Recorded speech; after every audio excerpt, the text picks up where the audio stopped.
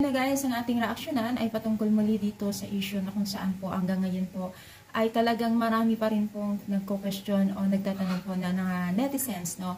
At isa sa mga nadahilan kung bakit nila napansin ay kung bakit ba kailangan pang umalis si Erica kung kailan dumating itong si Rose Ann. So, nag-iisip din po sila na bakit pa kailangan kasi buo na daw sila at bakit kung sumakto pa daw dito sa pasok po ni Rose Ann bilang isang Kalingap Angel. So, bago natin ipagpatuloy yan, ipaksa yung ating paksa for today's video.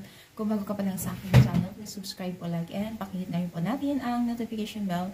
And, syempre, i-like na rin po ang ating video at supportahan po natin sila Kalingap Rab at Kuya Bal. So, yun nga po, marami talagang nalulungkot at question. Ang daming-daming dahilan, ang daming-daming nakikita ng mga netizens ngayon, guys, na maski ganyan kasi ang dahilan, maski ganito, let's say, maski ganyan. Pero guys, wala tayo kasing sapat na ebidensya, kaya wala tayo magsasabi kung mga negatibo kasi may mga nagsasabi na dahil daw kay Rose Ann, kaya nag-book out itong si Erica. That's not true, guys, kasi unang-una si Kalingap Rab ay nakakausap pa rin po niya itong si Erica online or messenger.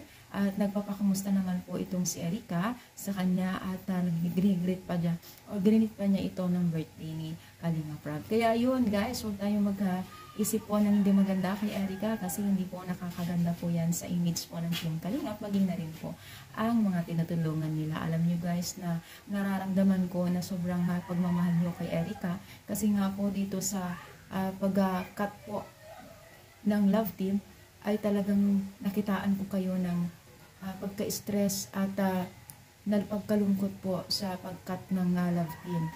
Ganito na lang po gawin natin, guys. Huwag na lang isipin na wala si Erica. Maging supportan na lang po natin kung sino po yung present na tinutulungan nila kasi lahat naman po sila ay mababait at sumasunurin po. Though may mga bagay-bagay lang po siguro na hindi natin maintindihan kay Erica na kung saan po ay meron din po siyang reason or personal na bagay kaya hindi po siya nasasabi o yung tunay na dahilan. Kasi alam niyo ba na napakalaki ang sinayang po ni Erica na pagtulong kung talagang wala siyang reason, no? Kaya yun, supportahan, ipagdasal natin si Erica na sana ay maging okay ang lahat sa kanya at bakit ganun na lang po, no? So, yun. At ipag-pray na rin po natin siya na matapos po or makapagtapos po sa kanyang pag-aaral kasi sobrang yun naman po ang talagang pinapangarap niya ngayon, no? Kaya yun. At yun nga, guys, kung yung isipin natin ay talagang nakakalungkot pero ganun talaga ang buhay. Isipin na lang po natin na andyan pa rin si Erica. So kung ano yung masasabi dito sa ating pag-support na this video, comment down at palike na rin po ang ating video. At ganun na rin po sila Kalingap Rab at Kuya Bal. Thank you and God bless po, guys.